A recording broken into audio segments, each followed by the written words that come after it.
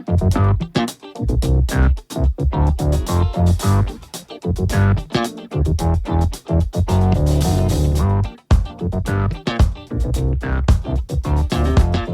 folks, and welcome to the Daily Ratings Podcast. It's a show where each week we'll sit down with Vincent Daly to get his thoughts on the latest movies he's been watching, both older films and new releases. And don't worry, there's no spoilers. Vince will give a brief review of the movie, share some thoughts, and of course, then rate the film. The daily ratings are always fair, honest, and most importantly, they're consistent. On today's show, Vince will be rating and reviewing The Sixth Sense, Signs, The Village, The Happening, and newly released Knock at the Cabin Door, all directed by M. Night Shyamalan. It's going to be a great show, folks, so stay tuned and enjoy.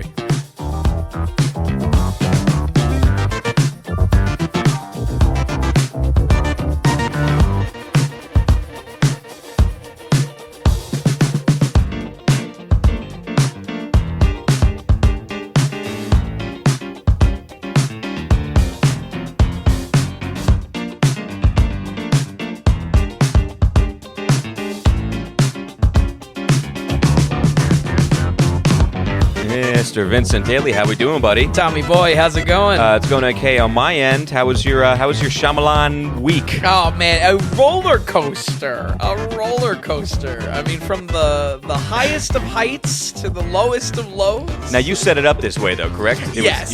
Like we talked about last week, or at the end of the show, in case you didn't catch it. The idea here is that Shyamalan is a mixed bag. So let's focus on 2 good films, 2 bad films, and Knock at the Cabin will kind of be up in the air. You know, the coin flip. Who knows where it's going to land? There were 2 things that surprised me about, like, I was putting on these films and everything like that for the site. Sure. And one, his movies are way shorter than I thought. Oh, really? I thought he was a long movie guy. Like, I thought Signs was way longer. Right. Sixth Sense way longer, but they're all around like an hour and 40-ish. That surprised me. Most of them are PG-13. Sure. Yep. That also surprised me. Huge. Yeah.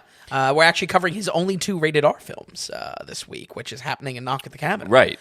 And then he goes through different It's funny to see things happen when he's early. I mean, he's gone through so many phases. One thing that shooked me is he really never stopped making movies, ever. It's like 2 years, we're good to go. Boom, 2 years, another 2 years, another 2 years. Things were always coming out by him.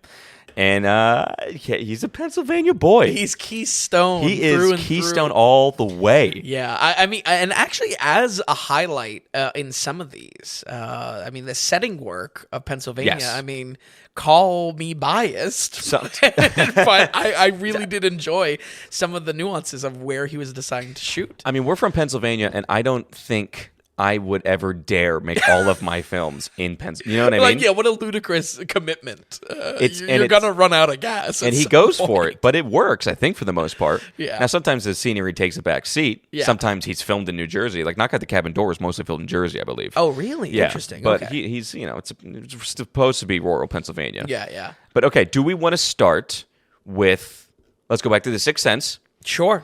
This is 1999. This is a very recognizable movie. Whether you've seen it or not, everyone knows it. Everyone knows the lines from it. Yeah, of course. I know, right. Again, surprised me that it's an hour and 47 minutes. It's 1999. It's Bruce Willis, Haley Joel Osment, and this was, I think, his 3rd or 4th film. But this is the one that really obviously started to kick off his career. This was the catapult. This is early Shyamalan, The Sixth Sense, 99. How did we like it? Yeah. I mean, spoiler alert, loved it. Okay. I mean, this film was... I, of course, have seen this film before. Returning to it with the eyes of, trying to review it, though. Yeah.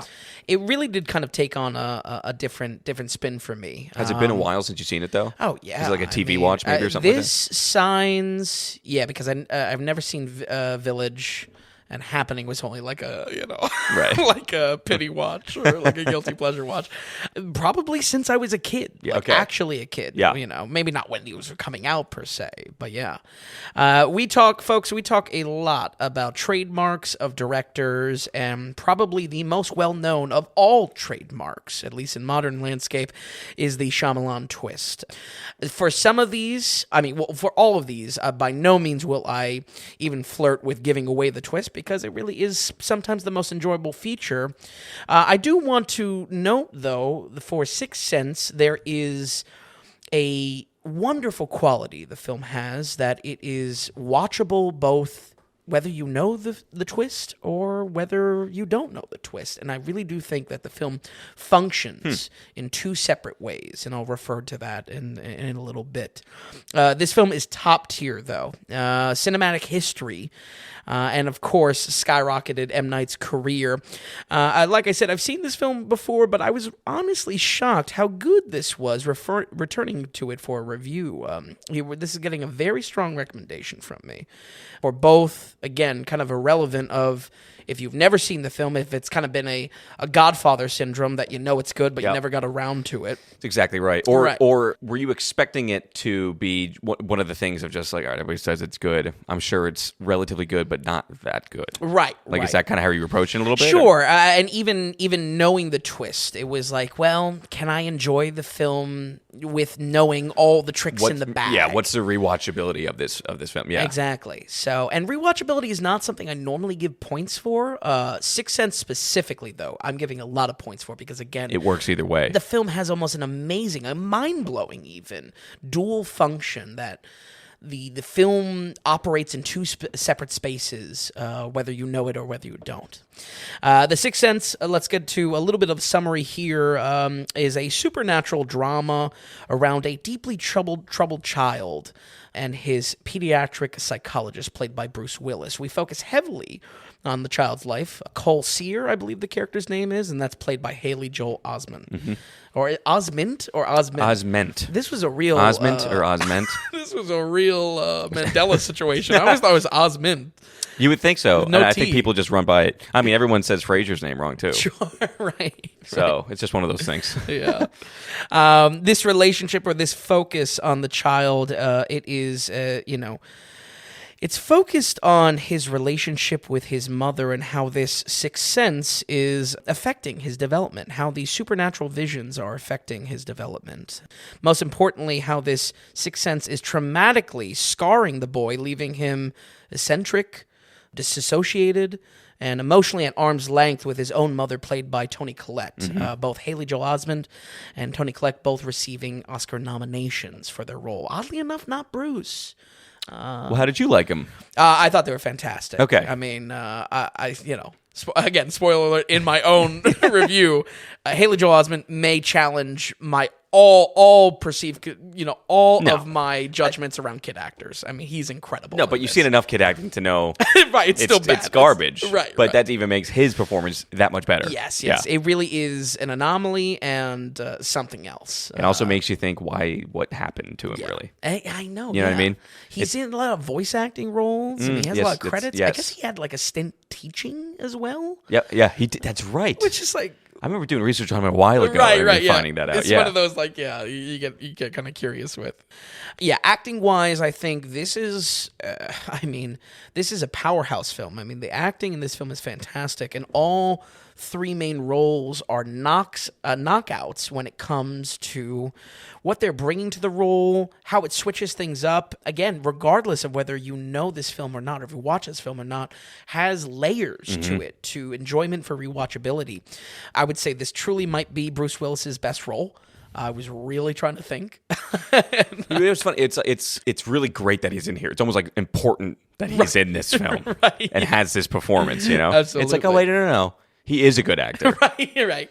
It's not all Die Hard. It's not all, talking to himself in the vents and whatnot. So, he brings a unexpected kind and kind of gentleness.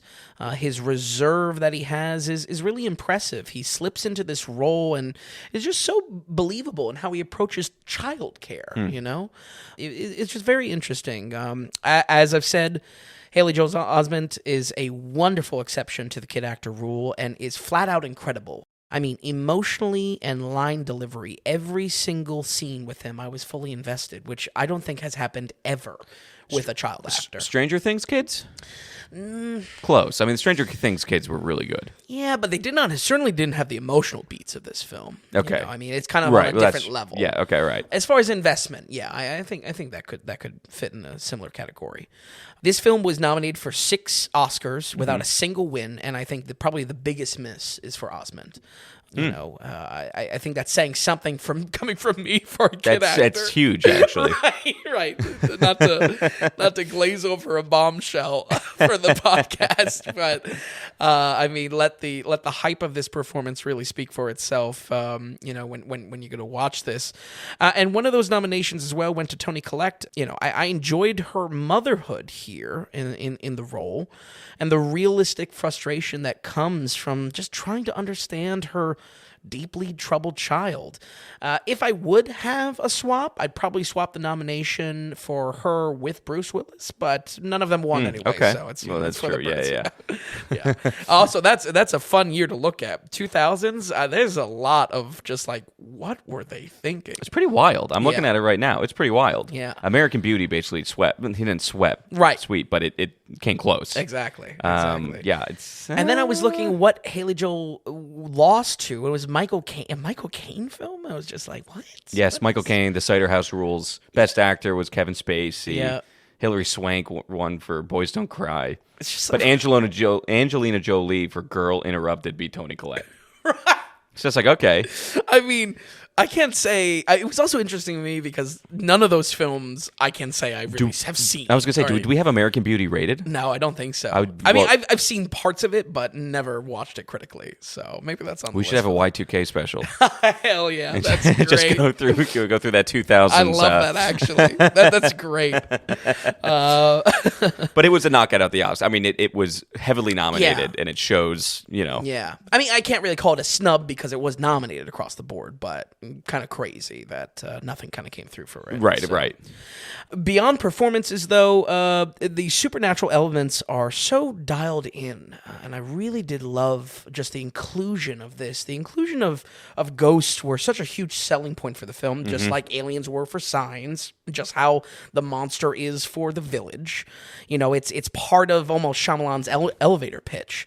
So, you know, something about how the ghosts are handled in this is what I want to point to for my praise. It's how they're revealed in the shots. The reveal of the ghosts is handled so tastefully, and I think maybe that's the fine balancing act of, you know, this is a PG-13 kind of horror suspense family drama. It's a lot of things like his films are, but the ghosts specifically are just handled so exceedingly well. That even basically, you know, 24 years later, Yeah. it's still good to watch. Oh, it's yeah. not just like, oh my gosh, would you look at this? Right, absolutely. Where with something like The Village, they was like, oh boy, how did he forget how to film something here? You know, it's really interesting how that flip flops throughout his career. So, full props goes to the cinematographer. Bear with me here, Yep. Tak Fujimoto. Yes. There we go. And they'll work together a lot too. Oh, really? It's another thing I noticed throughout his patterns. I feel like he went through kind of 3 Renaissance periods. Yes. In my opinion. Or 3 eras, absolutely. Yeah, 3 eras, I should say. Yeah. And here he has his producers, his cinematographer, his music stays the same with him. Sure. Film editing mixes it up a little bit, but there's consistency until there's not. And I don't think it's where everything changes for him. You know what I mean? It's weird. It's kind of weird. Absolutely. I'll definitely get into some hot takes of what I think happens with it, but yeah, you know, it's just not right here in Sixth Sense, right. Which is good. Also, as far as shot locations go, Philadelphia is gorgeous and haunting. Like, where in Philly is this movie? Like, I want to move there. But I think why this is a praise and a note where I'm not really noting PA in the other films that we're going to be talking about. I think it's a good match of setting and concept. You know, the elements of an old city equaling many ghosts again, it's one of those moments like a Fargo where the setting is playing a role in the story, playing a much character. More. Yeah, I would make that argument for Signs as well. Sure, but yeah, I totally see what you're saying. Absolutely. Yeah, I want to give it solid credit for just how much of a solid match it is. A really, really flawless match. I'll end with saying this: the twist here is legendary and kind of spawned the whole thing for Shyamalan. I legitimately feel that this warrants a full second watch. And like I said, I'm giving some serious points for rewatchability, which is not really something I per se grade on or anything like that. No. Only when it's really done expertly, and I think Sixth Sense is almost the only one to really warrant that. I can't explain how truly mind-blowing the film is in how it functions in both spheres. There is equal enjoyment watching this film one way and watching this film again another way. I think that as an echo of Shyamalan's career, he shot himself in the foot out of the gate. He made such a fine-tuned, well-woven together film that I feel like... You should have just dropped it there. Yeah, you should have done a little worse. Set the bar too high, what is That's it? funny. Under promise, over deliver. That's what. That's funny. Wow, because it was lightning in a bottle. He's not a one-hit wonder, though. Sure, no. He's definitely not a one-hit wonder. No. But he was coming out swinging. Yeah, it's the Sixth Sense. He really was. So, and that's what was echoing in my head all throughout the week, is that if you haven't seen it, watch it. And if you have seen it, watch it. We're going to go ahead and give The Sixth Sense an 85. Woo! Oh, boy. Big boy alert. You're keeping it from me. Wow. I was thinking, is he going to do an 83? What's he going to do here? Oh, no, it absolutely cracks. Wow. Absolutely. I mean, and like it's exciting. On so many levels. Acting, concept, electricity of the film, rewatch, on so many levels it earns. Wow. Absolutely. I'm pumped about that. 85%. Okay. Add it to the must-watch list on the website. Yep. Okay, this is a good start. This is nowhere to go but up, We're sure. populating that page. Okay, 85% for The Sixth Sense. Quick note on, again, hour and 47. Yeah. I'm shocked just surprised that these weren't over 2 hours, especially this and Signs. Sure. It must have felt good, too. The pacing must have worked. I think so. Pacing only really came up with one film, but I mean... Well, good. If you're not noticing it, then it's done well. Yeah, exactly. Yeah, that's right on the money. Okay, so we're going to jump. This is 3 years later. This is 2002. I know this was such a big... Another surprise with this is that it didn't get the raving critical praise that I thought it did. Right. But growing up, I just think because we were so close to where this was shot in Bucks or Berks County. Yeah. So it's a county over from us. And I think it was just a bigger deal for us. Yeah. I thought it was a bigger deal for everyone, like in the country. This is Signs, Mel Gibson, Joaquin Phoenix, 2002. Again, PG-13. It's an hour and 46 minutes again. And what's our setup here? How does M. Night deliver? M. Night, it has almost impossible shoes to fill, and that's where, It's tough. he set the bar just too damn high with Sixth Sense. Tom, I'll tell you what, the opening sequence is the most suspenseful thing I've ever experienced. There's straight up jump scares in the opening title sequence. I've seen this in forever. This was a TV watch for me a while ago. Oh, for sure. Yeah. For sure. But just like the opening titles of like going through all the actors and the credits here, there's just like jump scares. It's just what is this? The film I don't think is as scary even as the title sequence. So just an interesting note. Jokes aside, Signs is a huge film for a lot of reasons. It was the last big film for Mel Gibson before he went in timeout. Really? Oh, yeah. I thought he went in timeout in 2006. Right, but he doesn't really star in anything. This is his last big one, I would say. So 2001 was The Patriot, I believe. I think 2000 or 2001. Okay, Yep. and then Signs 02. Yep, and then... What Women Want, I think, was the 90s, correct? Yeah, I think so. Okay, wow. Yeah, maybe. Actually, I might have glazed over like a rom-com he was in that probably had some success, but yeah. But otherwise, this is as far as big films we're talking about. And he was talked about for this one, that's for sure. Yeah, absolutely. And he still has the same team like we talked about. He's got the same music. He's got this. He's got Tack again as cinematographer. So he's definitely trying to keep along some of that magic sauce that he had. Oh yeah, absolutely. You can see right in the marketing, M. Night was so hyped around. The marketing specifically ignores Unbreakable as well, which legitimately comes in between these two as M. Night's return to horror. It's really was super hyped, and honestly, that's a thread in all of these films that we're covering. The hype, around M. Night just being a name. Yeah. And working with some sort of mysterious type of premise. Yeah, I think it helps if you're the guy who's so known for having a twist. that helps you with like, well, what's it going to be this time? Yep. And I think, it runs dry after a little while. Right. But anyway, back to Signs, Mel, O2. It's great. This cast is great. It's a good cast. It's Mel's show, though, 100%. Yes. Yeah. I feel like even Joaquin, granted, earlier in his career, everyone really does take a backseat to Mel. Okay. And in a good way. He's really good in this. He brings a lot of emotion. He's a great actor. He's probably emotional from drinking so much. He's just a phenomenal actor. Yeah, but we have really a young Abigail Breslin. We have Rory Culkin, Macaulay Culkin's brother. So, cool cast. Yeah, absolutely. Signs, a title with many meanings. Of course, this refers to the iconic crop circles preceding Aliens, but also signifies the themes juggled within the film, such as conspiracy breadcrumbs and a scramble for greater meaning through faith. These signs build paranoia that boils over into a real-deal alien presence that tests the strength of one family to stay together. Heading up the family is Mel Gibson, playing a widowed reverend that is kind of steeped in denial. He's really in a crisis of faith, which is kind of an interesting character nugget to cast among the sci-fi premise of crop circles and yada yada. Yeah. And though we have many actors, like I said, it is Mel's show. He is able to just steal every scene away. I mean, I thought Joaquin had a bigger presence. He does. And okay, he even has right. some solo time. Mel steals it, though. Okay.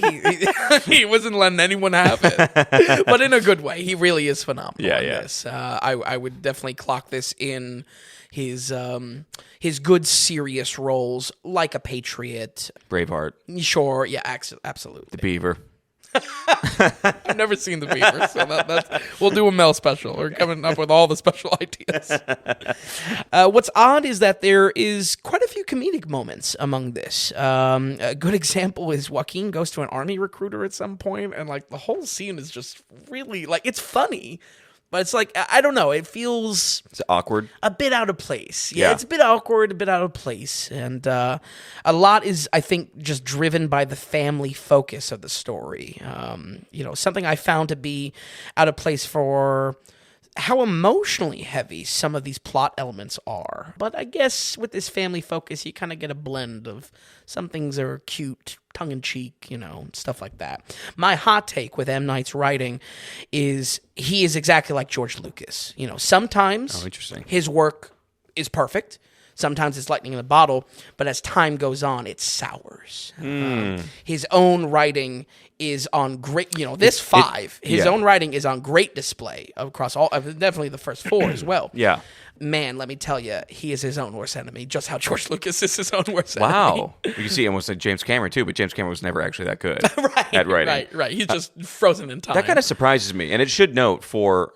Like he's the only writer here for the past two films that we're talking about. Again, one of those massive changes he goes, I think, in the future, and that's that another. I think might be in his third wave. I want to say when more screenplay writers come in and everything like that. Kind of split and beyond, would you say? Something like that, I think. Yeah. But no, he is writing this completely. Is it because he doesn't change it up and it sours, or like he went for something different here in Signs, and the writing just does not hold a candle to Sixth Sense, or what is it exactly? Yeah, I don't know. I think he's just he likes unique and awkward scenes. Sometimes that plays perfectly. Sometimes the comedy even hits even better. Right. I just think more and more, and maybe not for Signs specifically, but more and more that sours as his own writing is what is the core problem in a lot of the films that we'll get to. Okay, all right.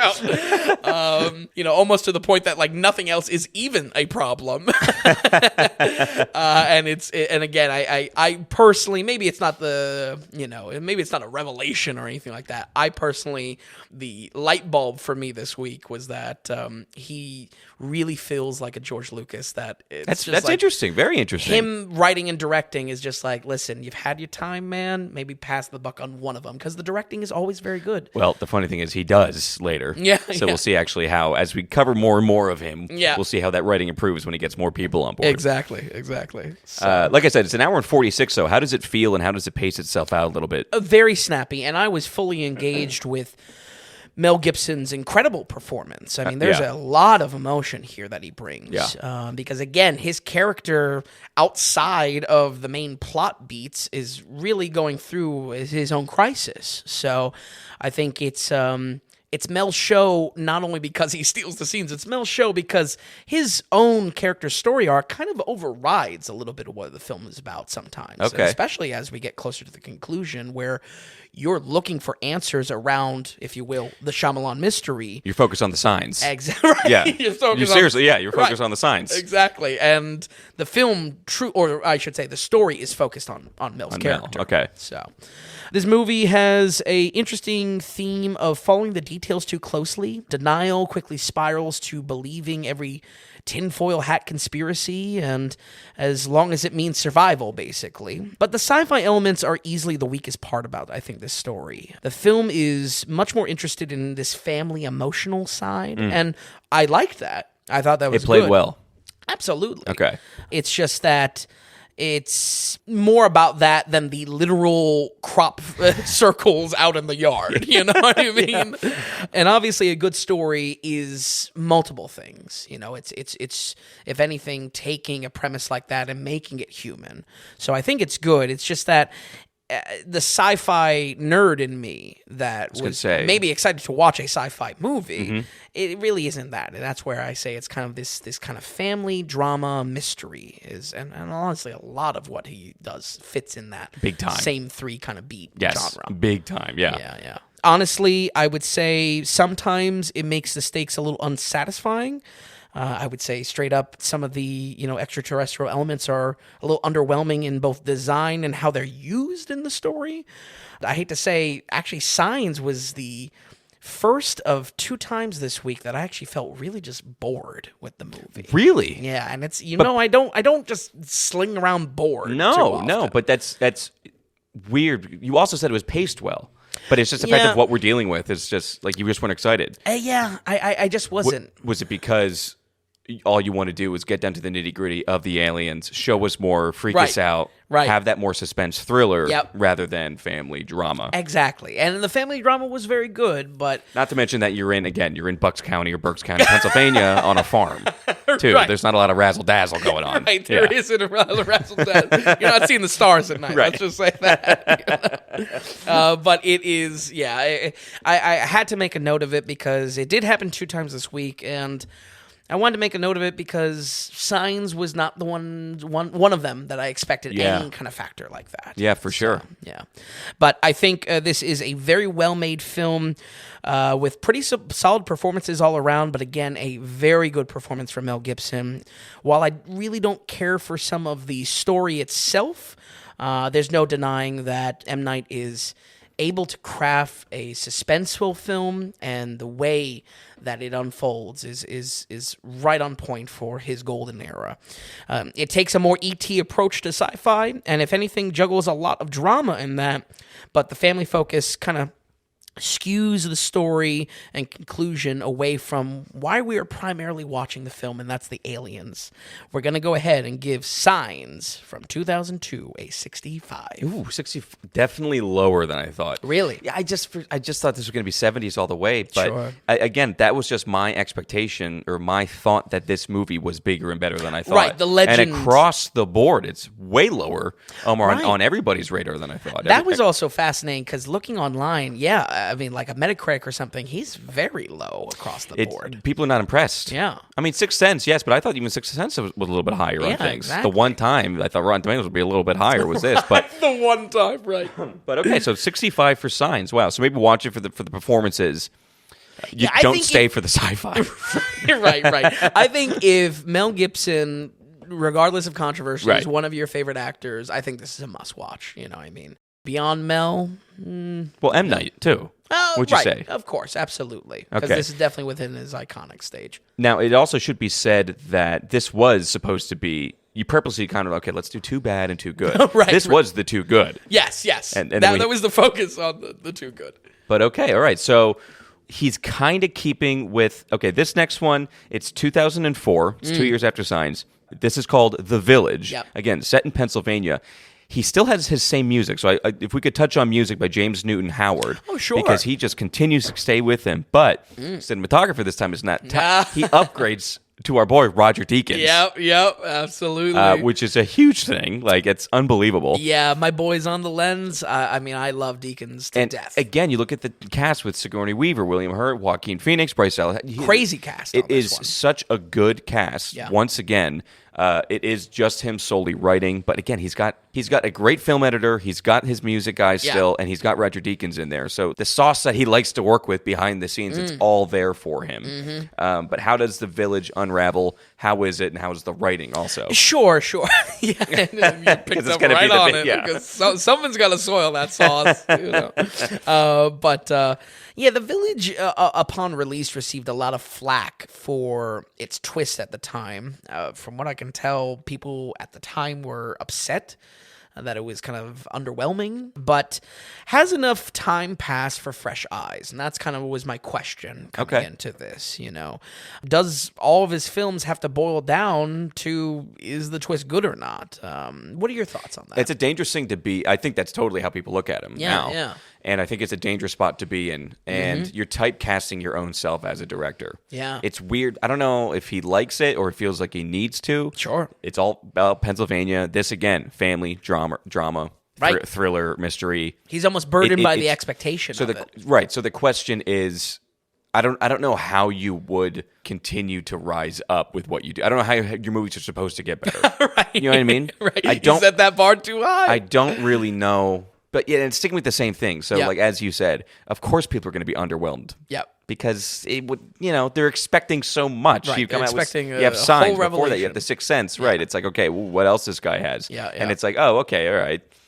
How can you get better than The Sixth Sense, kind of? Right. So it's tough. I think it's a very difficult thing that he tries to do. I think that also is kind of why he kind of rebrands a little bit. Yeah, somewhat. Yeah, absolutely. Somewhat. There are through lines. Rebrands from making bad movies. That's what he does. But that's what I think about that. I think it's dangerous. I think it's typecasting himself as a director. Yeah. And I think it's shooting himself in the foot because it's almost a losing battle. I don't know who else you can compare him with that does it successfly. It's a very good point. You know what I mean? You make. It's like AC/DC doesn't get any better with time.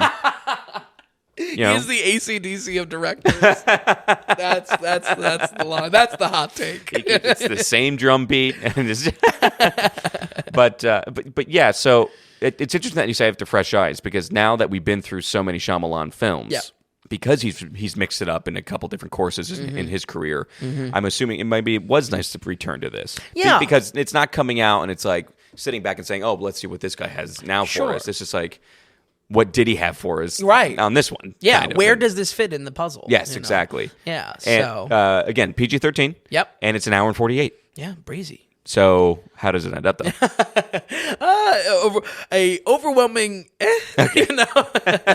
I really, and if anything, compounding with a lot of the confusing scores online. Yeah. I don't know if he just got review bombed out of nowhere. Like, where did the people that like his movies go? Right. Basically online. So the reviews for this were not really good. Right. It was nominated for 1 Oscar. Signs was nominated for 0 Oscars. Really? Mm-hmm. This was for music? I mean, it was nominated for Best Achievement in Music written for motion pictures. But original I will say, listening back, this was just a nice It's original score by his boy, James Newton Howard. Yeah, Ben, he's definitely attached at the hip. I mean, a massive cast. Joaquin again, William Hurt, Bryce Dallas Howard, Brendan Gleeson, Adrian Brody, Sigourney Weaver, and even Jesse Eisenberg as an extra. Yes. I mean, not that I hate Eisenberg, honestly, but I mean, wow. And I mean, listen, that resounding I mean, believe me, you put Roger Deakins behind any project, and I'm going to be dispositioned to like it. Yeah, so true. I think not that I'm skewing my rating on it here, but I was tuned in more to what was going on visually. And I think there's a lot of good visual design on the film. The Village is about an old-timey Amish-style village closed off from any society.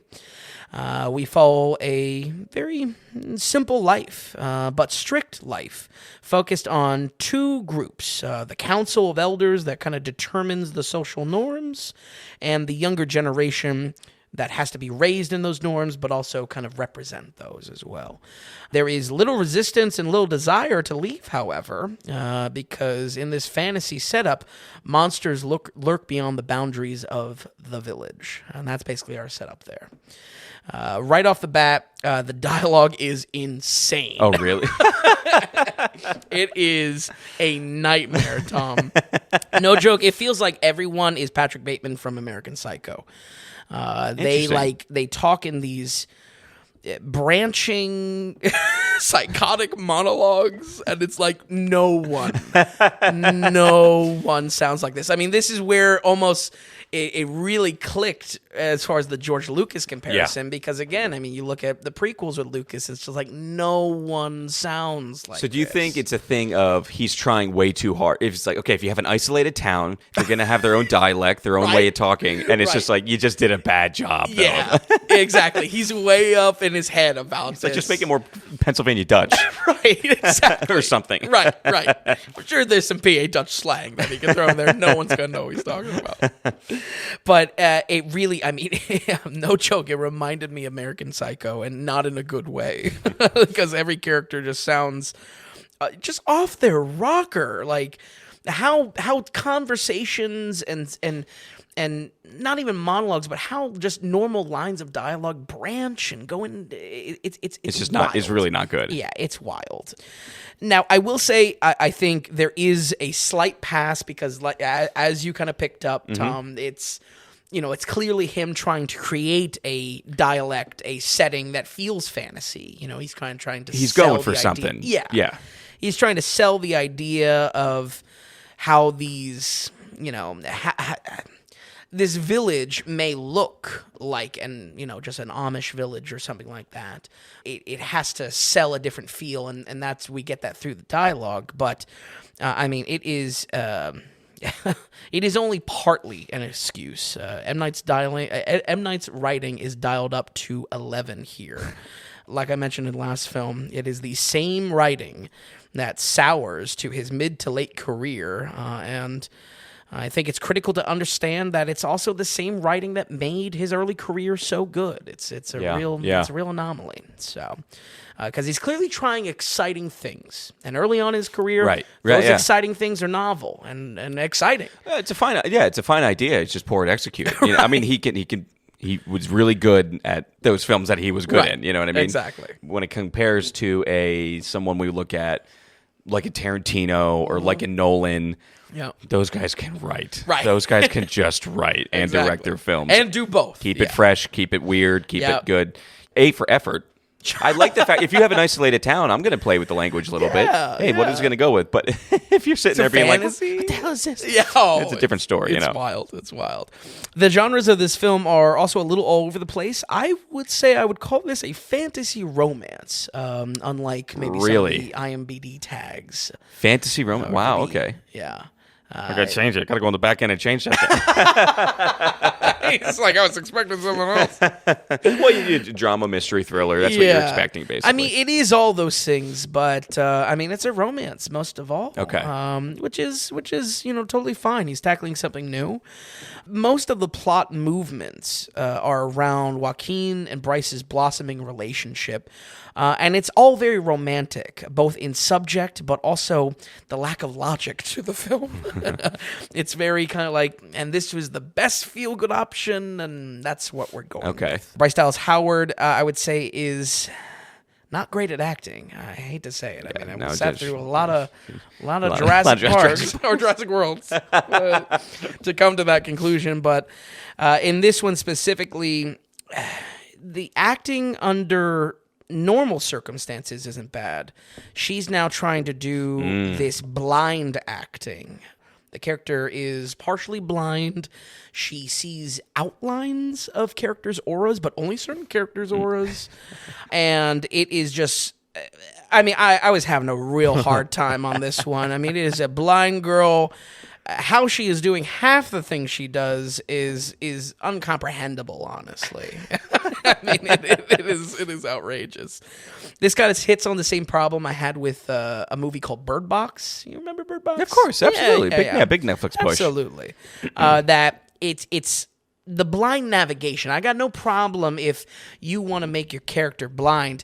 It's the navigation and the effortlessness of navigation blind that I have a problem with. There's just such a lack of believability. Right. You want to step into a hole. Right. Hit a desk or something like that. Hit a desk.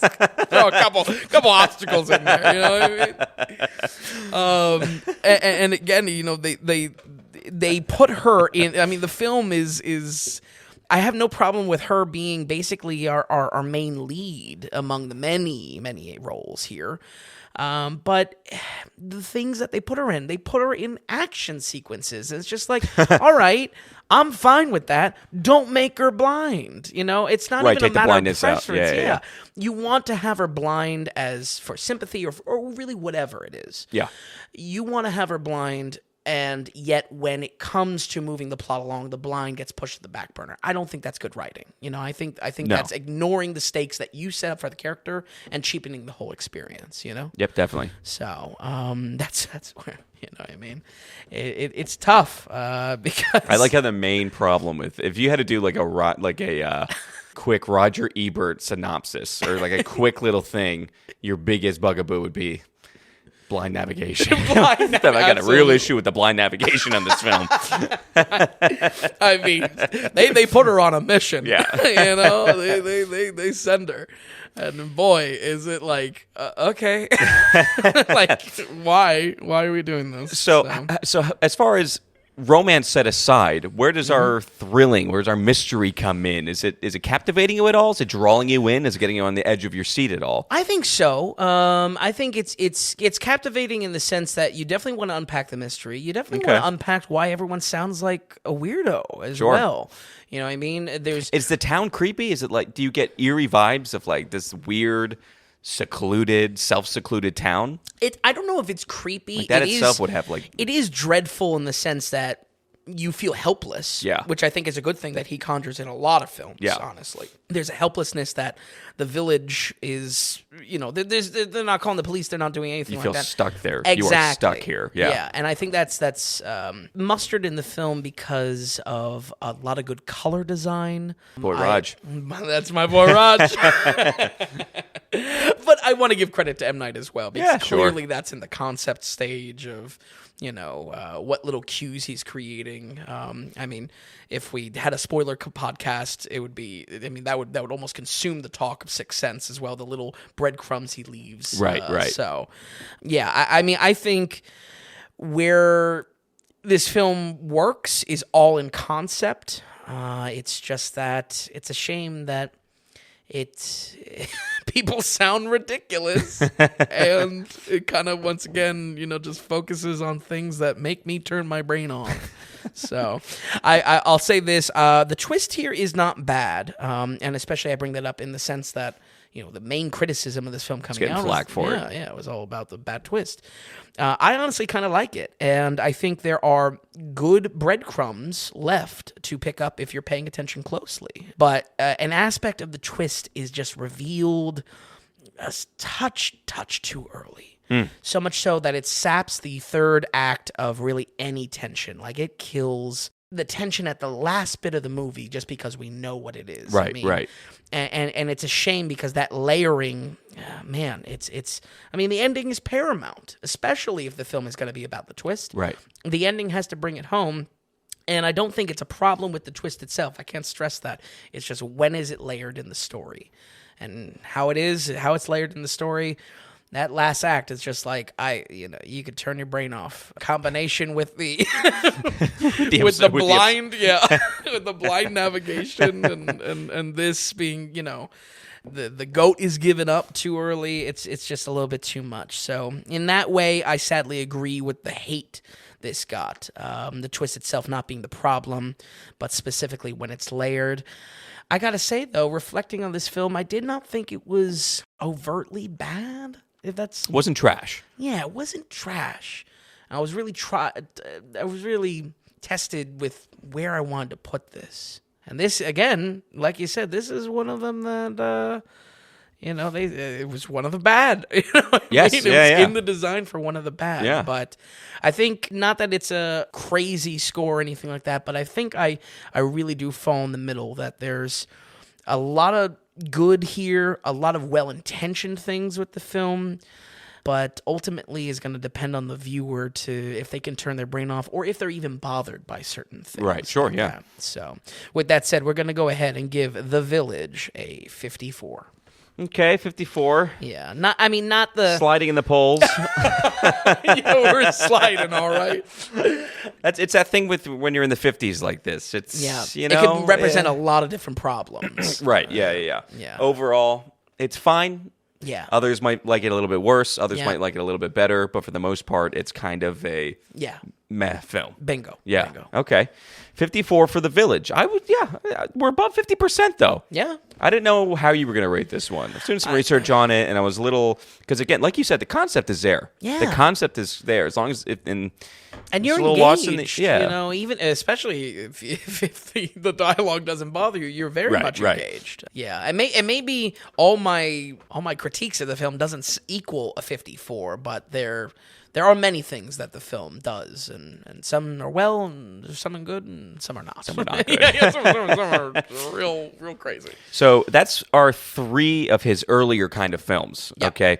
And again, that one was supposed to be his second bad one that we covered. Our next one is his bad one, number 2. Yep. But I would say he does some films in between 2004 and 2008, Yep. okay? So this is The Happening. It came out in 2008, and would you say this is second phase M. Night? Yeah, I feel like this leading into Last Airbender, leading us into After Earth, that's Okay. all second phase bad M. Night. He changes some things up. It's even like different production and everything like that. He still had Tack is back at cinematography. His music is still done by James Newton Howard. Wow. Like that is his boy for He's got his sure. crew. Big time. I wonder if they're from PA. He is, and he is the sole writer still. But I definitely feel like this is just a little bit different. It's something. You can say that again. Okay. All right. We're still in Pennsylvania. Yeah. Not the whole movie. There's a lot more of a global type of perspective to it. Right. Still a big cast because you got Mark Wahlberg. You have 2008 Zooey Deschanel, John Louis Guizamo. Yep. Kind of, what do we get with this premise? This was the least one that was on my radar. Really? I remember kind of going back into it. I remember seeing some of the commercials for it when it was coming out. But this is always synonymous with kind of second-tier Shyamalan, in my opinion. Yeah, right? for sure. So what do we get with The Happening? Yeah, so the Happening, I think, is almost universally known as a so bad it's good movie. A stamp that was given to it almost immediately, and was one of the first that kind of landed on my radar of the concept at all, that there's a so bad or kind of a guilty pleasure type of watch. I did not know that about this movie. Yeah. Wow, okay. This movie also doesn't have a huge budget. It's only about like $48 million, I think. Great. Thank you for bringing that Sure, up. sure. I actually had a note about it, and I forgot to. Wildly successful, even all the way up to The Village. Yep. His budgets are around 40 to 60 million. Yep. And does so good, like phenomenal box office success. Big returns. I mean, we're talking over 300 million worldwide. Yeah. I think maybe even The Sixth Sense might have been a little bit more, but it doubling, tripling, quadrupling, like his numbers. Yeah. Really, really good stuff. He just likes money, and hey, there's nothing wrong with that. That's why he's producing every 2 years. It is weird. I think his routine is I write for a year. Yeah. We do 1 year of filming and production. Sure. And then You boom, pump and it out. it's just a cycle. It's Yeah. just a cycle. Yeah. But he really is kind of in that 40 to 60 million dollar budget, and he still makes even his bad movies make money still. Right. But anyway, yes, lower budget The Happening still. It's not like he's getting bigger and his budgets are going from 40 to 150 million. Right, he stays right. he's in the pocket. Right. If you could say one thing about M. Night is he stays in his pocket. He's the keystone. Yeah. he fits right where he needs to be. But with this $48 million, I think my note for it is that it's not large for a movie. I feel like it's large for a so bad it's good type of movie. You know what I mean? This is a high budget film for something that a lot of people consider trash and almost immediately was considered trash upon release. So a special note I would make here is that this is his first rated R film, and that has only been followed up with the latest Knock at the Cabin. Yeah. So I have notes on that for Knock at the Cabin. I have notes on that for here. I don't know. I think it's actually, once again, challenging my preconceptions coming to this week. I thought these were going to be a highlight that they're rated R, and I think it's actually a detriment. Keep them in PG-13. Wow. It's yeah. Stay in your lane. Stay in the pocket. I know, and I Stay always in the pocket. say, keep it R-rated. You know what I mean? Do whatever That's you very want. you. Yeah. But for him, he's very good at, he keeps the language down and he keeps blood and gore down. Yes. You know what I mean? Yes. It is all about that suspense and thriller for the most part. Yeah. But anyway, so what are we getting here? What's our suspense? What's our thriller? Sure. What's our story, kind of? The Happening. Is it a terrorist attack? Is it a virus? Who knows why one windy day people just start killing themselves en masse? The Happening is very shocking in that pretty much in a invisible, uncounterable way, populations of the Northeast are basically just starting to kill themselves and commit suicide in mass quantities. This R rating is earned very quickly in this film. Okay. Because of the intensity of the, if you will, the creative and messed up ways that he kind of explores this idea. And I gotta say, the film, as a horror, as conjuring dread, once again, not the problem. He's able to conjure dread with the best of them. I mean, this is a really, really horrific movie when you look at just kind of the, if you will, the scenes that give us the juice. You know what I mean? Yeah. The scenes that are giving us, what we want, out of the premise. Again, I don't hate the premise. Yeah. Yeah. I would say it's pretty dynamite. Basically, an apocalyptic mystery horror with an invisible cause and a grim, inescapable fate. In concept, The Happening, I think, is just as strong as M. Night's earlier projects, but inserted along is a love story that gives us our two terrible main performances. This is before Mark got good. Right. With that, well, except for Boogie Nights, of course. But sure, yeah. right, yeah. He has his own and journey. The Departed. Right. The issue with this film, and it has been said to death, is the combination of acting, editing, and script that makes the whole affair feel unusually and vastly inappropriately like a comedy. It is as soured as you can get and as inappropriate as you can get in the grimmest his movies have ever been. Okay. That's where it is. Now, this has to be part of Mark Wahlberg delivering lines, right? Oh, yeah. That's where it's Is he just solely from Uncharted, basically? It's got to be like this. Oh, no. So much worse. Okay. So much worse. It really is an unholy trinity of acting, editing, and script. That is what makes this movie as bad as it is. Because you could be looking at this, and even from the description, I can find things to praise about this film. Sure. It's how colossally bad, and those aspects kind of bring the whole execution thing down. yeah. Zooey Deschanel is a big contributor to this train wreck in tone. Her line delivery is, I would say, distinctly unenthusiastic. It's like they took her most tired, end of the day, washed out take, and there was like, that's the whole reel for her. Okay, so she's just melodramatic. She's a little bit just meh. She's just not even. It feels like there's a better take. One take away. Every scene that she's in, it's just like, is she trying? Is she tired today? I really don't know. Okay. I was talking about this with someone that he said, well, that's just Zooey Deschanel. I'm like, yeah, I guess I don't really have like experience beyond like maybe Yes Man or something with Zooey Deschanel, so I don't know if this kind of horror was has she done another horror? I don't know. Yeah, I mean she's a New Girl. Right. It's all New Girl and Elf. Right. She's like 21 in Elf. Right. Yeah, that's interesting. So she's not too magnetic. No, not at all. Not at all. Almost that I can say without a doubt. Every scene that she's in, I know there's a better scene out so of she's her. just flat. She's just flat. We needed a Kubrick directing this and saying, no, we're doing this like 40 sometimes. Maybe she knew it was going to be shit. Maybe she knew the movie was just bad. Yeah, I mean, absolutely. There's certainly I really wonder the writing on the wall on this one. Marky Mark is actually kind of charming in this. Believe it or not, Okay, it's all right. kind of an interesting role for him. You know, he's playing a high school science teacher, and even in interviews, Wahlberg says like, "Hey, I'm at least happy I did something different instead of just another, okay. you know." Especially for this time in his career, too. Yeah. So I kind of respect that. And again, he is charming in sequences. It's more so shot in the foot by writing. Don't get me wrong. All of his scenes are unintentionally funny because of his line delivery. Yeah. But you have to understand that these eccentric qualities, these odd comedic moments, they are contrasted with the darkest, grimmest mass suicides possible. And it's just like tonal whiplash does not even begin to describe this film. It's taking you for a ride. Oh, it takes you for the craziest ride possible. We have, again, this unintentional comedy from performances, actual comedy in the writing, and then the edits to the cuts. It's just sometimes it's like, what is going on with this film? Yeah, it's nuts.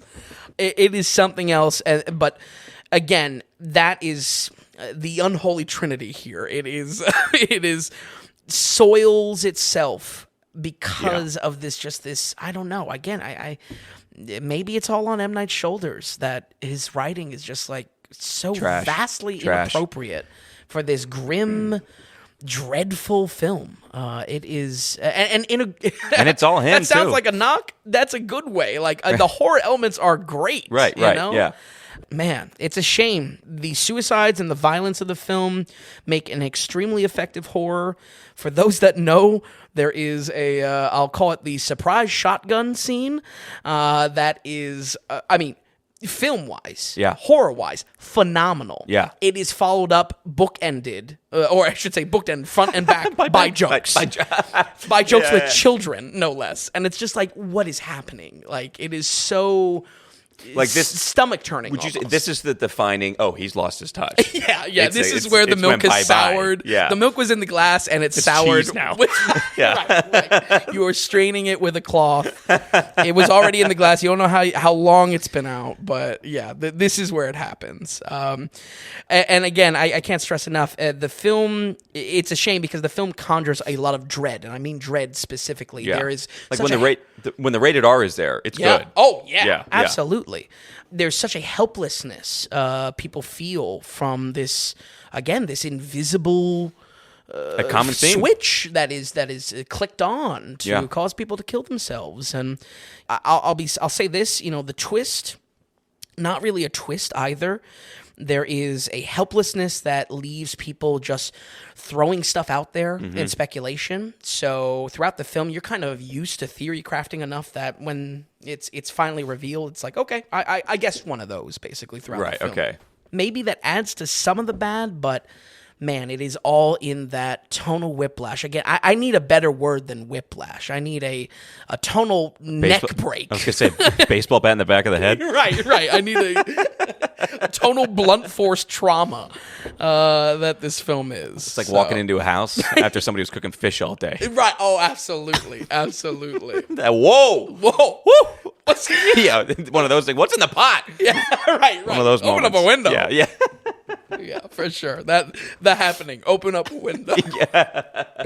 Oh man. But once again, Tom, I was very conflicted on the rating of this one because it's such an experience to watch. Oh boy. This is going to frustrate Matt D. It's going to frustrate a certain producer of ours. Matt D is already typing. I said so bad it's good. He's already on the keyboard.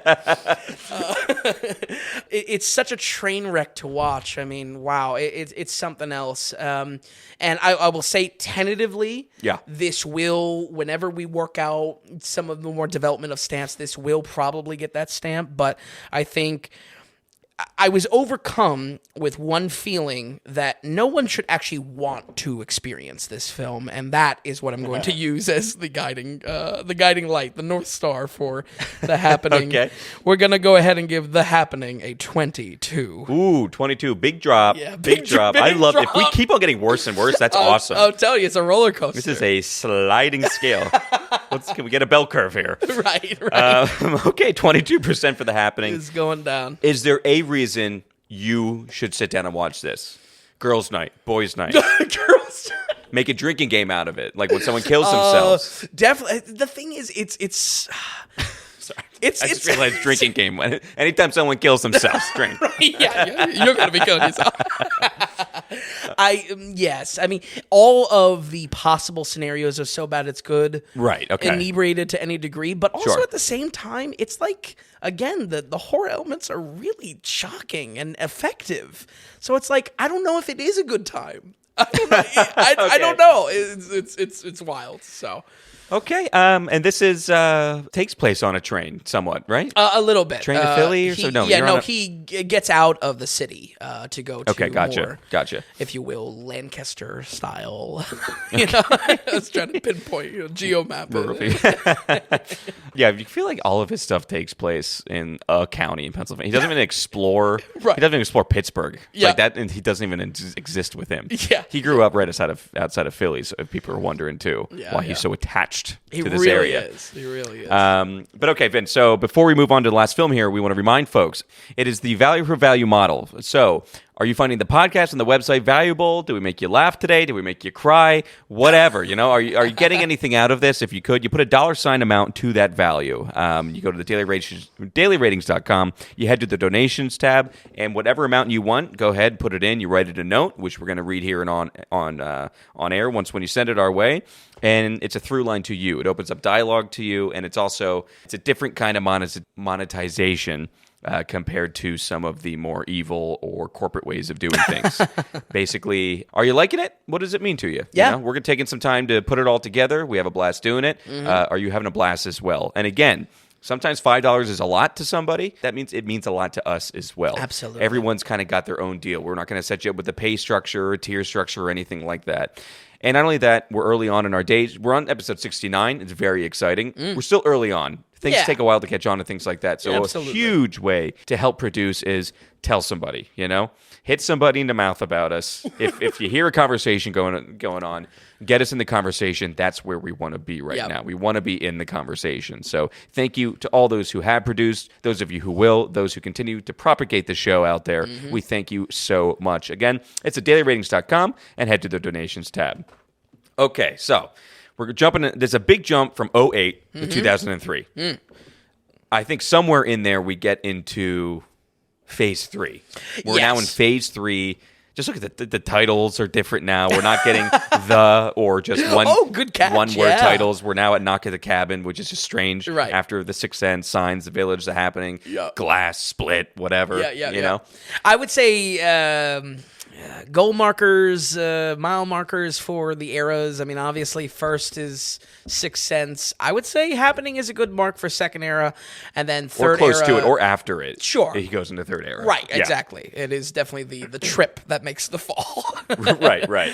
And then I personally would say third era and the current era we're in starts with Split. He obviously starts with Split. Yeah, he makes the attempt to make Unbreakable universe or cinematic. I thought that was all phase 2. Yeah. If we break this down to like MCU, but this is M. Night Shah. Right. Universe. Glass and Split. Because it's its own separate actual universe and it's connecting stories, you don't put that in its own box?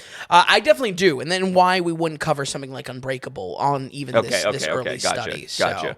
But that's overall where I see kind of the eras. Maybe not exact science, but... There's no exact science to it. Exactly. But this makes Knock at the Cabin, I think his one or two before this was delving with the same thing, correct? Like, would you say third phase?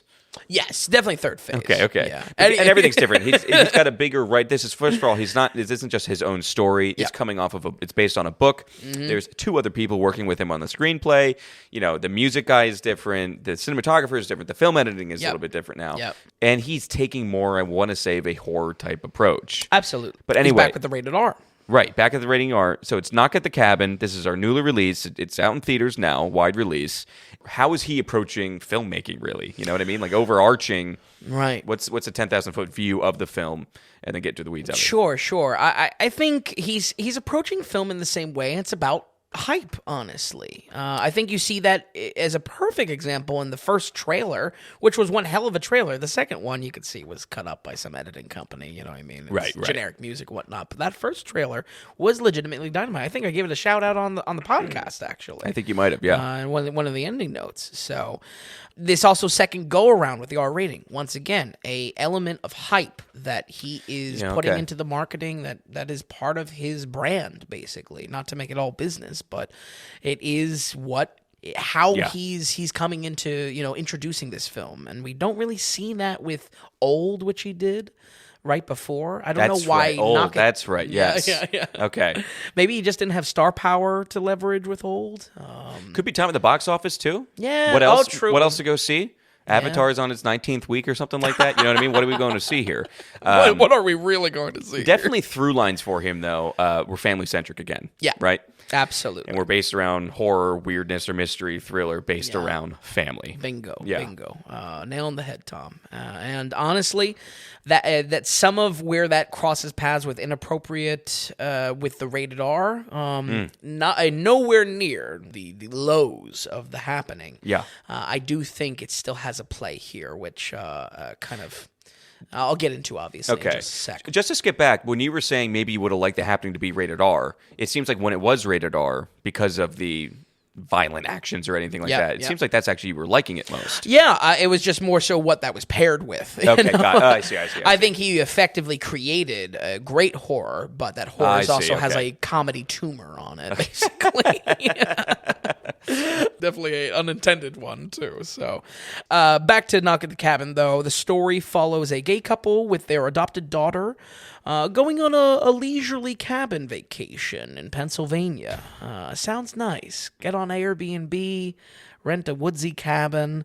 But within the very first scene of the film, things spiral out of control way, way fast as a group of 4 crazy messengers, zealots, individuals take the family hostage. They are tied together by visions of the apocalypse, and somehow harassing this family is key to preventing the end of the world. I think there's a couple highlights to our cast of 4. Batista is definitely the highlight there. Mm-hmm. And unfortunately... He was the most marketed, too. Yeah. Like, the most excitement was Batista in a serious role. He's getting out of his the comic book role and everything like that. Yes, absolutely. And he is very publicly stating he wants to be taken seriously as an actor. Absolutely. It's been said a lot about this role, but definitely reminds me of his brief but impactful role in Blade Runner 2049. Sure, yep. Right in the beginning there. I would say he is a part of the praise I would give to the film. Okay. So if you're a Batista fan, folks, this is probably a good watch just to see his involvement, because he's pretty electric on screen. I think part of the reason why, too, the movie's a little hot right now is because he's coming off a Glass Onion. Yes. Which got so much marketing and talked about and everything like that. So, Of course. Absolutely. I got to say, I like how immediately we jump into the film. I mean, no joke, it is the very first scene we were in. Things start going bad. Yeah, which is nice. You know what I mean? Someone just get you into it. Exactly. It's an hour and 40. Snappy, still with him. Absolutely. Yeah. So I think an early note that I had was praising this pacing of the film, but unfortunately I had to really deduct that note as it went on. Even as we start to unpack the motives of our captors, I really loved how front and center the focus of the plot was. We are focusing on the problem solving of how we get out of this kind of not hostage situation, but captive. Yeah, captive. Getting out of this holdup. I don't know, but it is. Unfortunately, it circles the drain. It's not something I've said in a long time. I think the last time we talked about circling the drain was that Spider-Man movie. But maybe. I feel like it's been said since then. Probably. Maybe I used it. But that note of good pacing really went away because we circled the drain on the same exact situation basically 4 times over. The story structure is based on basically giving us, if you will, not one-on-one time, but a view into each of the 4. why they're so fanatical, what their reasoning is, and actually how that plays with our captives, the family. And honestly, it's not bad. I certainly was curious what brought each of these, 4 people to be so crazy. Right. Because they're not... they don't look like criminals. They're everyday people, if you will. Besides, maybe Batista with all the jacked, and all the tattoos. My interest was there. I was even hyped as well to see the unpacking of why they think the apocalypse is going to come. But while it's not terrible, it is really stale. It just gets very, very, just over and over so again. It begs the same thing. It begs the question then, where would it have just made sense to have more of an intro to the film? Yeah. And have more just, instead of it starting right away, even though you liked it, sure, maybe you needed a little bit more of a runway of setting our characters up. Yeah. And then the suspense, thriller, mystery people come. I think so. Because it's too long with the same thing. Exactly. Right? Yeah. And it's why I didn't really, I really was going to praise pacing for this kind of snap start to it. An hour and 40 is not long, that's for sure. Right. But I think upon reflecting on the film, I think it was actually key to one of the problems I have with it. I mean, it makes sense because not only that, you are in... It's a knock at the cabin. You're in the cabin, right? Yeah, You're exactly. hanging out. Setting-wise, we're stuck. Same crew. Yeah, right. Okay. And so really knock some time off or have your bad actors come in a little bit later. Yeah, exactly. Performances-wise, I would say I have one good and one poor. The good is absolutely Batista. He shows a lot of range in this role and breaks the usual funny buff guy kind of template that he's been going with since Marvel. Sure. Yeah. And like we mentioned already, with Blade Runner, I guess he wasn't escaping that with Glass Onion though. So Glass Onion, he was jokester, big guy, tough guy. Yeah. I mean, I don't know. He was good in Spectre, but he didn't have any lines really. Oh, that's right. He was just the number 2. He's a henchman. Buff guy. Yeah, exactly right. Yeah. Yeah. I mean, good henchman. Right. For sure. But yeah, I think it's a great subversion for him because his actions in the film are terrifying, but his words and his tone are comforting. They're almost relaxing, which is, the other 3 we're not creating, we're not baking that much into the performance. Right, That's why Batista is getting the shout out here. And that's why I would even say if you remotely like Batista, this might be a watch for you because he was bringing so much to it. Yeah.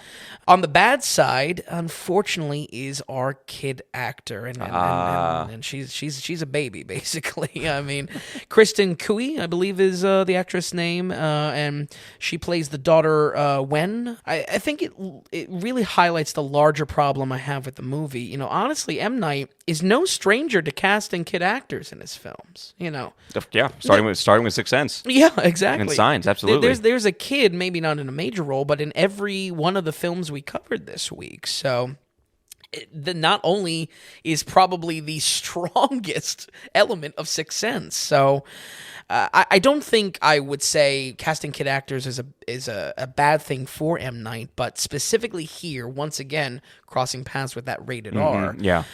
Wen is not bringing it, not bringing how terrifying the circumstances are. She is downright adorable in this, and I have no doubt she'll get many, many more roles, acting on how cute she is and how well spoken and how much she's able to actually act. Yeah. But when it comes to the intensity and when the intensity is cranked up, she was just not bringing it. And so much that it affects the believability of it. It's like, why is this child not crying? I mean, it's just the epitome of kid acting. Right, yeah.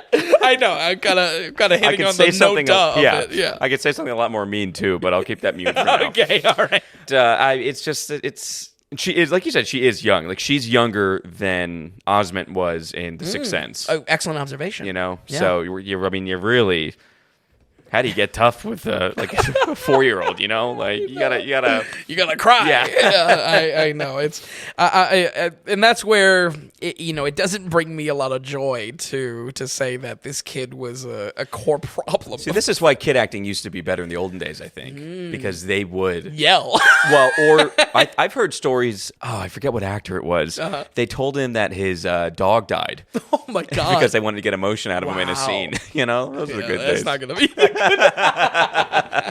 Yeah, that's not gonna fly these days. But Only one kid or two children? One. Okay. Yeah. And like I said, I'm folks, I'm sorry, but the fear that is sold in scenes is immediately cheapened when, I'm scared. I'm scared putting myself in anyone's shoes in that cabin room. Right. Why is this kid not crying? The one who should be the most scared. Exactly. It's like holding down the fort. Bingo. The horror is both very upfront and also abstract. There's a lot of things for this kid to be scared of. And the fact that this little girl is not losing her mind, again, there's a believability that I'm just kind of turning my brain off a little bit on. It's something you can't control. It's just that's how it is with movies. Yeah. You know? And when it's like when it hits, and when it doesn't, it's a feeling. Whether you can put words to it or not. Yep. You feel it when you're watching it. Absolutely. Yeah. That gut feeling there. Absolutely. So I don't think she cries once in this, and And she should. Like I said, I think it's a big problem for the film, specifically for my buy-in, but again, how the story exists within its rated R plot. Okay, yeah. Or rather, how our characters exist within that rated R plot. So, unfortunately, this one was the second film this week that I was bored by. And I don't like saying, I'm bored by it. That's very subjective. Yeah, very right. But I think if anything, it caused me to really rack my brain and sit for why I thought this movie was leaning towards the bad side, where otherwise people are just like, yeah, it's all right. It's good. It's more M. Night. I thought there was something lesser here, and then kind of forced me to think a lot more about it. So it's got a good hook. And believe me, I was hyped for it. But something about that single cabin setting, the story structure, and most of all, the lack of impact on characters makes this a bit of a snoozer. I would say it is an unsatisfying film, and I think it just didn't tie its own experience together. I was expecting something real bad or real good, and the result, unfortunately, was very middling. We'll give our Keystone Boy another shot next time around. For now, we're going to go ahead and give Knock at the Cabin a 43. 43? Okay. I don't really know. Have you been looking up other critics? Have you been kind of keeping an eye out on things or purposely staying away, as not to kind of taint your what? Yeah, I tried to stay away, especially for the possibility of twist buzz spoilers online. Right, yeah. After the fact, and more so after refining some of my notes, I'll tell you, I feel like people are giving it mild praise. Because maybe some of that stuff doesn't bother them, but nothing is above, nothing is huge praise for this film. Yeah. So okay, so wow, kind of middle of the. This definitely goes in a bad Shyamalan. Yeah, which is a shame. The coin was flipping on its side, and unfortunately, I think it lands on the bad one. And really, what it is, maybe do not circle the drain over the same things multiple times. Yeah. And if maybe you had a little bit of child acting, it probably would have been spruced up a decent amount. Yeah. It gets stale on itself. Yeah. It also is based off of a book. Yeah. So the light research I put into that is that he did change the ending of it. So interesting. That's an important piece to it all. But I think for M. Night, I'm honestly excited to see what else he can do, because I think after this week, yes, it was a roller coaster. I am rooting for him though. Yes. Just how I would root for George Lucas. And he's a creative to his own detriment. I feel like this one put him back on the map a little bit. Sure. We'll see. The problem is it's just this random January release that is kind of getting mild praise or moderately light kind of. Sure. But he's been talked about more fondly than what he has been in the past. Which is good. Like 5, 6, 7, 8 years. Sure. Would you say? Absolutely. I feel like there's a little bit more. There was a time that his name was being removed from trailers because of such a haunt. Wow, that's an interesting way to look at it. Yeah. Question for you with these films. Yeah. Which one, as far as Pennsylvania movies, which one wins?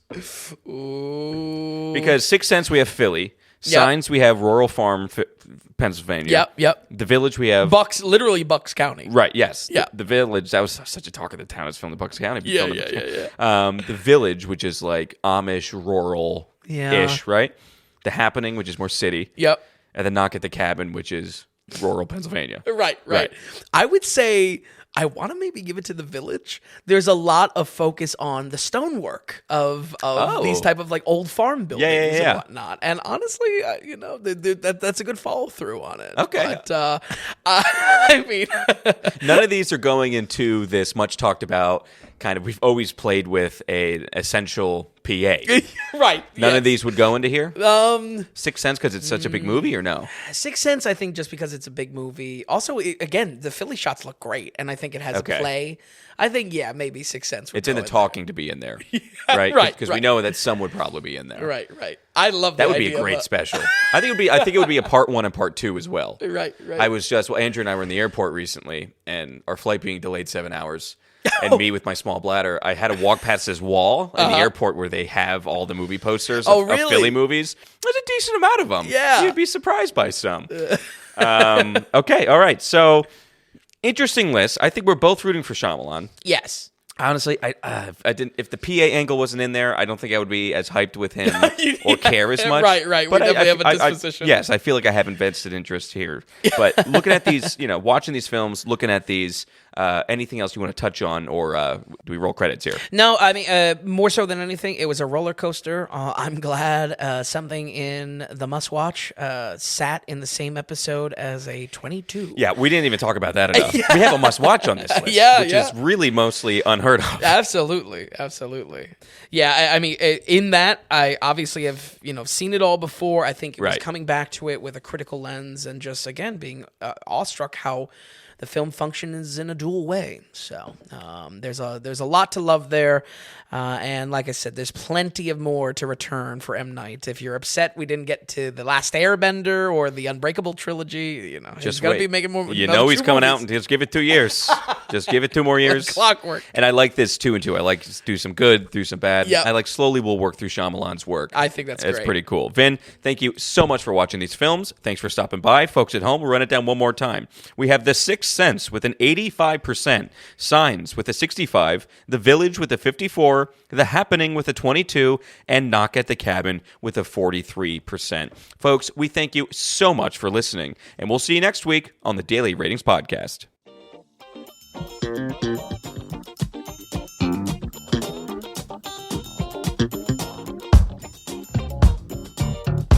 If you enjoyed the podcast, if you would you give us a good rating or tell a friend about us? If you're wondering if a film is worth a watch or just like to see more movie ratings from Vince, be sure to stop by thedailyratings.com, where we have our ever-expanding catalog of films. Also, if you found value in the podcast or our site, become a producer and go to the donations tab on thedailyratings.com. You can donate whatever amount of value you feel you received from us. We're looking to build this into something large and great, but also be independent from those corporate sponsors. So we greatly appreciate any support from you all. So thanks so much, and we'll see you next time on the Daily Ratings Podcast.